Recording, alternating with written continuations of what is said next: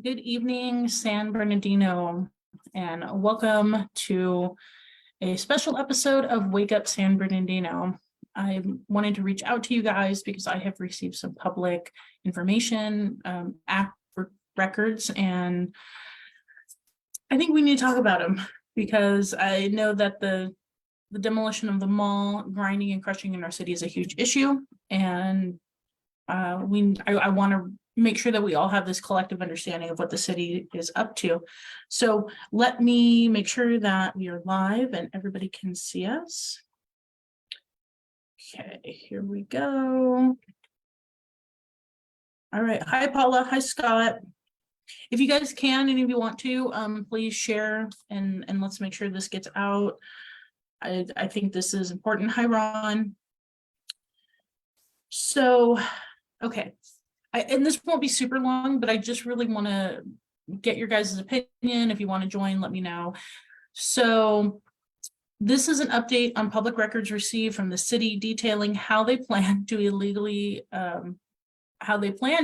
plan to grind and crush the Carousel Mall. Hi, Kathy. Thank you for joining.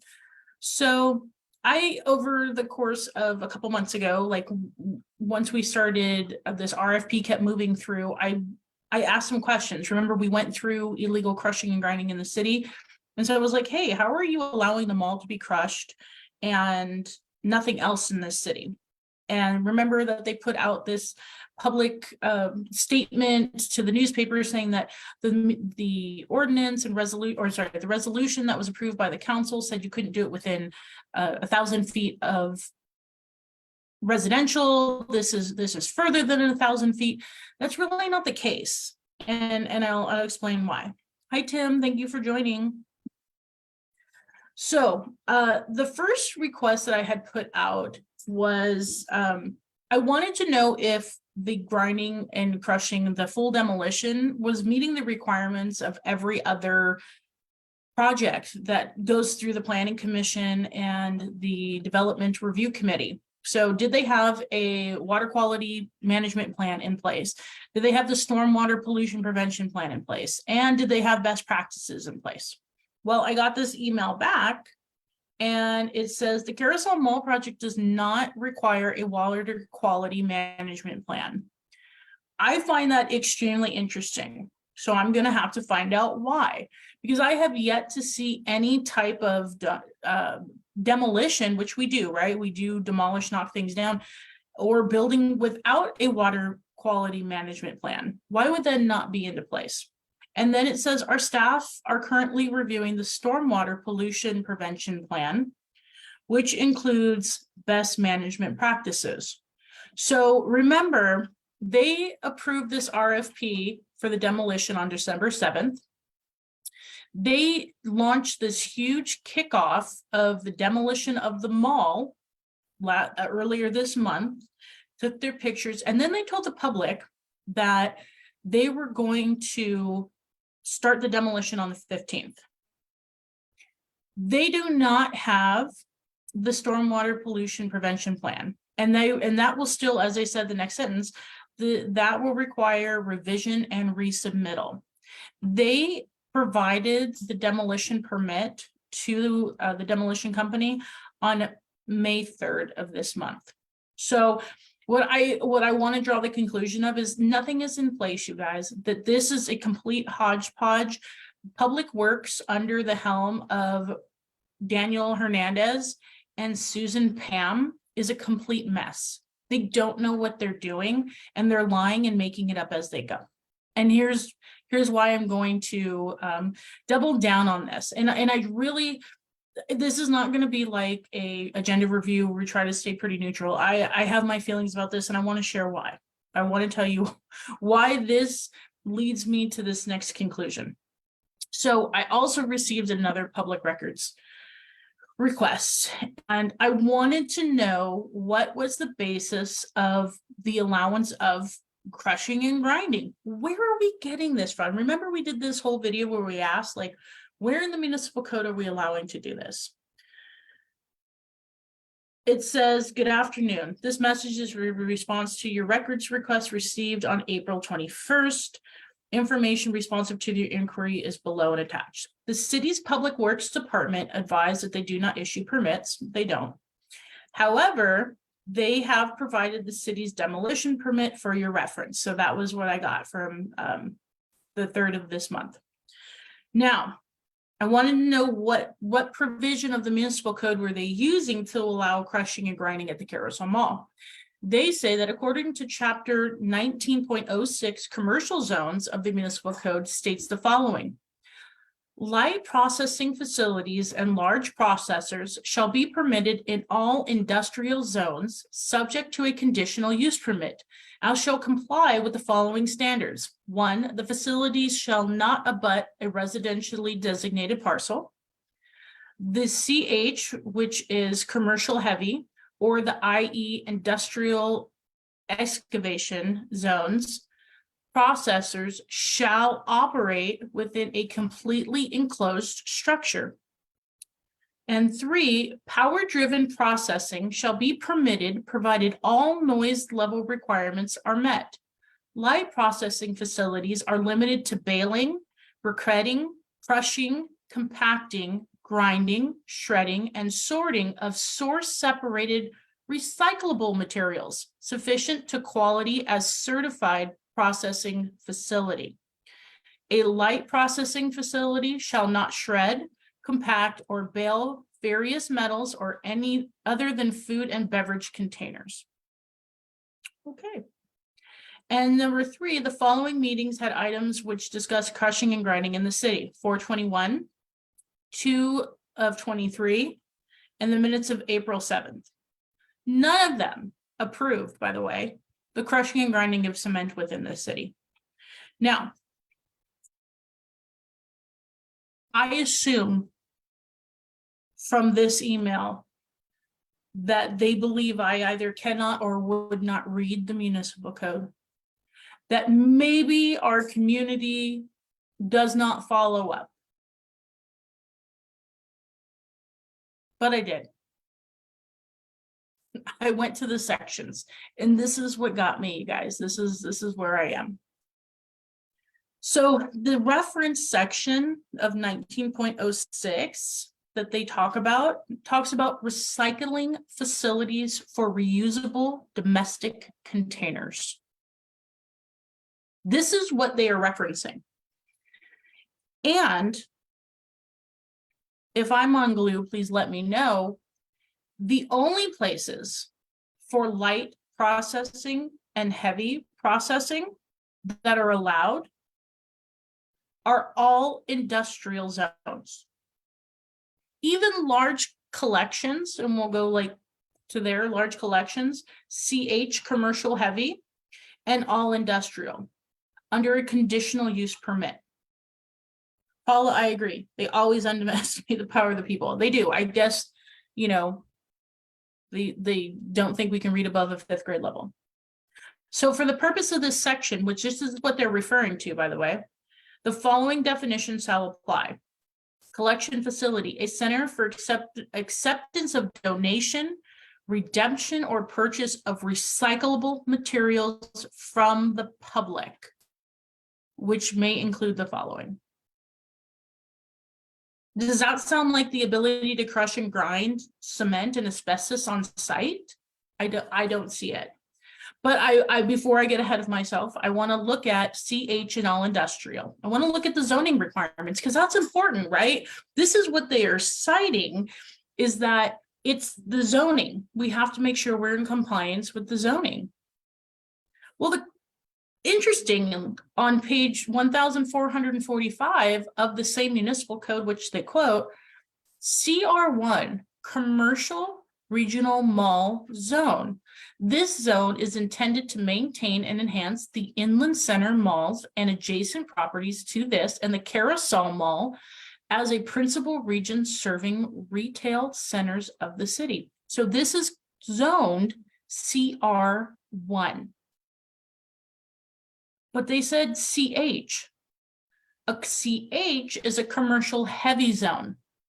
This zone is intended to accommodate automobile and truck sales and repair facilities, lumber yards, and related hardware sales, plant nurseries, light industrial manufacturing, and storage facilities, and similar uses requiring extensive outdoor and indoor space for their sales, service, and or storage, excluding neighborhood commercial uses.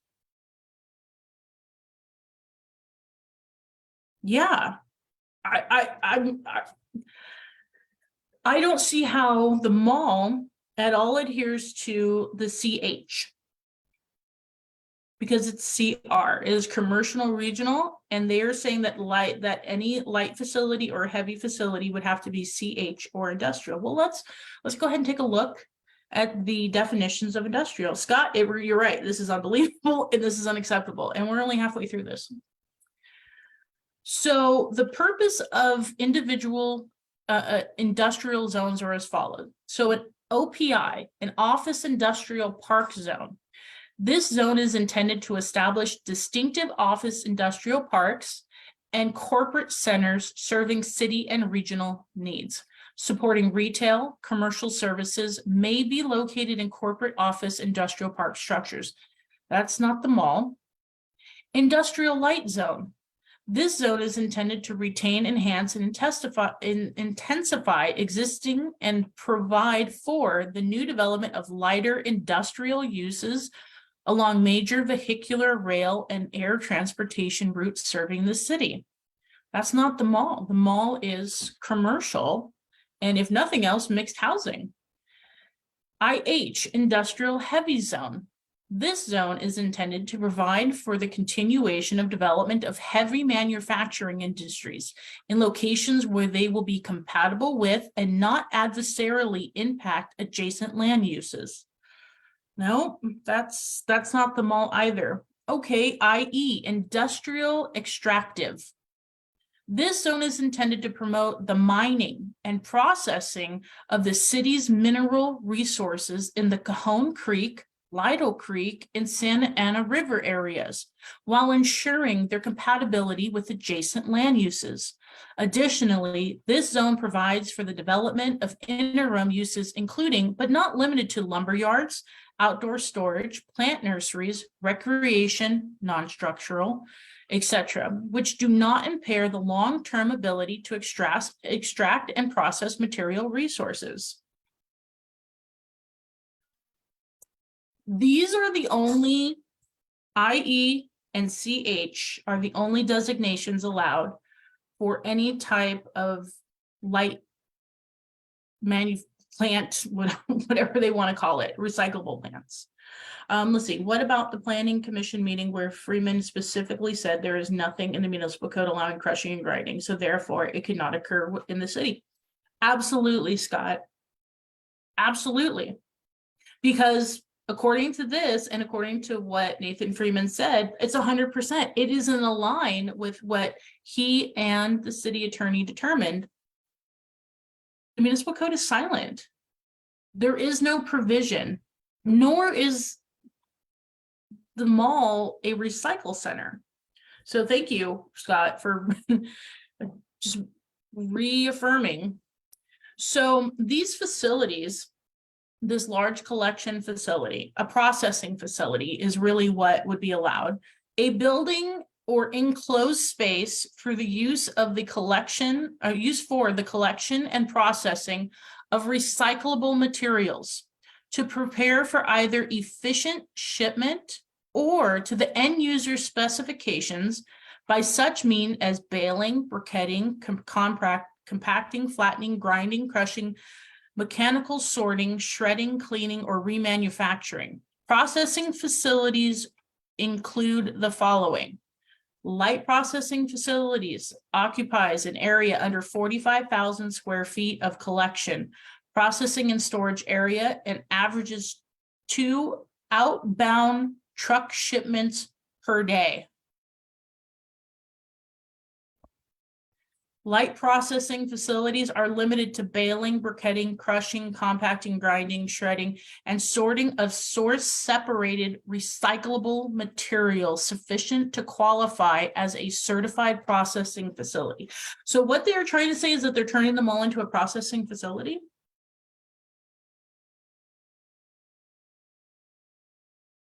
This is, it makes no sense. And so remember, in this, as they quote, in the CHIE zones, processors shall operate within a completely enclosed structure. Well, that's not how grinding and crushing happens. Power-driven processing shall be permitted, provided all noise level requirements are met. Light processing facilities are limited to baling, briquetting, crushing, compacting, grinding, shredding, and sorting separated recyclable materials for reuse. I write Kathy, I mean, Paula, Scott, Tim, Ron, I just want to make sure that the community understands this is the information I received. This is the justification that is being provided as decision-making use of the municipal code to allow for grinding and crushing of asbestos-covered material into the atmosphere and environment of the city of San Bernardino. Isn't the council supposed to do what the committee tells them to do? No. No, the committee is a recommending body. But Tim, to your point, this, what I did today, what I've done, what the community has been doing and asking these questions and doing the research, that is what the city council is supposed to do. This right here is what the city council should know. Every single one of them should be aware of what I'm aware of. But as history has dictated, this is where they find out their information because they don't ask. Because either they don't want to do the right thing, they don't know how to do the right thing, or they just don't care. And those are the only options we have. They don't. I really feel like just being able to get this information and watching the lack of courage to stop this by any council member, they don't care. And the rest of us who go out there and keep pursuing this and keep asking these questions, we're the bad guys. So I want to make sure that the community has this information that the council has, because I want us to make sure we remember the facts. The facts are that the burned down Pet Boys adjacent catty corner to the mall was not allowed to be grind and crushed on site because it's illegal. The Scottish Rite building was demolished more than 1,000 feet from residential properties. Did they get to be an industrial recycle plant? No. And they had to haul away their concrete because you cannot crush and grind in the city. The roller rink that burnt down on Waterman, it had to be removed. Did it get to be a processing recycling facility? No, because grinding and crushing is illegal in the city of San Bernardino. The developer on Industrial Parkway, who was more than 1,000 feet from residents, who brought in crushing and grinding equipment, was shut down and fined and was not allowed or even offered to be a recycling center because crushing and grinding is illegal in the city of San Bernardino, and we have never, ever issued a permit. Ever. And that's the facts. These are finite, non-negotiables, completely backed up by the city's actions. Like Scott said, our community and economic development director, the city attorney assigned to the planning commission, were very clear with the public. And you guys, we watched the recordings last time. They said, there is nothing in the municipal codes that allows for crushing and grinding. They worked for 5 months to get the planning commission to amend chapter 19 of the municipal code to allow for it because people wanted to crush and grind, demolish buildings. That's why they moved forward. That's what Nathan Freeman said.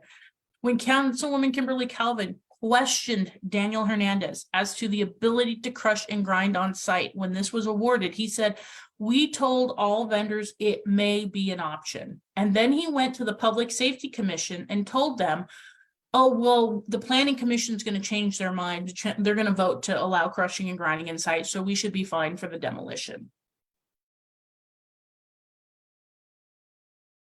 This is the problem.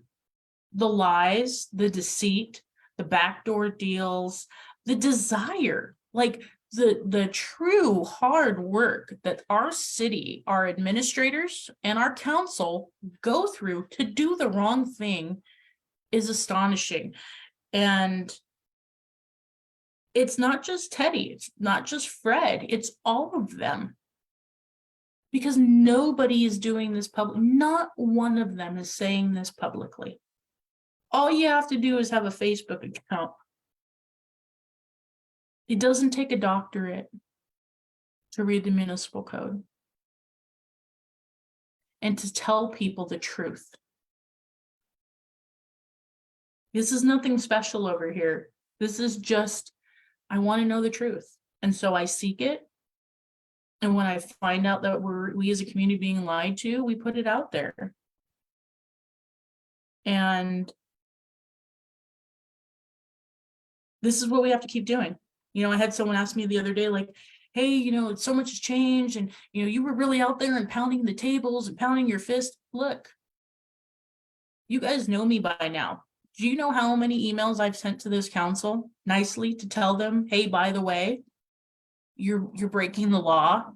You're not, this isn't right. Maybe try this, maybe try that." And it falls on deaf ears, and they don't want to do anything. They say, "Oh, it has to be, can't be you just saying it all the time. And you can't be the only one out there asking for this." So you get up at the podium and you pound your fists. So maybe for 5 seconds, they'll look up, maybe in the hopes that the newspapers will want to report the truth instead of some feel good, let's everybody be positive, instead of, you know, what's positive is the truth stories. I see you guys doing the same thing. Let's see. Ms. Robbins says, "Ibarra gave me a website supposedly for citizen information for our neighborhood. Has not been active or had a meeting in 2 years. They do not care about our thoughts, but they should continue to hear our voices." I agree with you. I agree with you. Our council sits there and literally cries on the dais about all that they're doing. What are you doing? What are you all, like, other than the fact that we're paying your lawsuits, what are you all out here doing? What are you all out here fighting for? Like, I get it. Some of them, hey, they're a lost cause. They think they're John Valdivia reincarnated. I understand that. But for those that proclaim to care, this is the job. The job is not to be best friends with the other council members. The job is to bring consensus to the growth of our community. And if the consensus is dictating that the majority doesn't care, well, then I would hope and pray that the minority would sit up and say that, instead of the rest of the community having to sit around here and talk about it, because we know the feeling. It's crazy. And yep, nope, I know Tim writes them, Paula writes them, Ron writes them, Kathy writes them, Scott writes, Dave shows that. I mean, look, we're here. So we're not going anywhere. Like, if it's thank you next for a council person up for re-election that's too tired to keep carrying the water, hey, thanks for trying. Maybe someone else will want to go the distance. If the first and third and fourth wards are tired of seeing Teddy and Fred and Juan do nothing, hey, you got 3 years, get ready, go find someone. Like, that's our options. It's the options. And so in this case, what I'm going to do, and you guys let me know in the comments, I am going to put out an email and I'm going to challenge what they sent based on the information in the municipal code. If you would like to put your names on it with me, let me know, and I will send it as a community. So just put it in the comments, because I'm just not gonna sit by. I just can't, like, it's just, the health, welfare, and safety of our community is so much more important than hoping that the council will like me or that they will accept me. It's not necessary. That is not a requirement. And I know a lot of you are still there. I know a lot of you. So Scott, Paula, I will put you guys in there. Thank you. If anybody watches this, I'll post this tonight. Kathy, thank you so much. Share this. Please get it out. It's only 26 minutes. I'm going to cut off early because I really want people to watch and listen. It's going to go on Instagram, YouTube, and Nextdoor. But I'll be sending the email tomorrow evening because I know that they're not ready to crush and grind yet. And hopefully the council will have a nice holiday weekend to actually want to read something and do the right thing. So thank you guys so much, Dave. I got you. Absolutely. I hope you guys have a great rest of your night and prepare for a very awesome Memorial Day weekend. And I will see you soon because we have more agendas and information to discuss. So remember to engage, to educate, and now to be empowered, because the most valuable thing is to be seen and heard and valued in everything that we do as a community. So thank you guys. Thank you, Scott. You guys, thank you, Paula. Renee, thank you for jumping on. I will see you guys next time. Good night.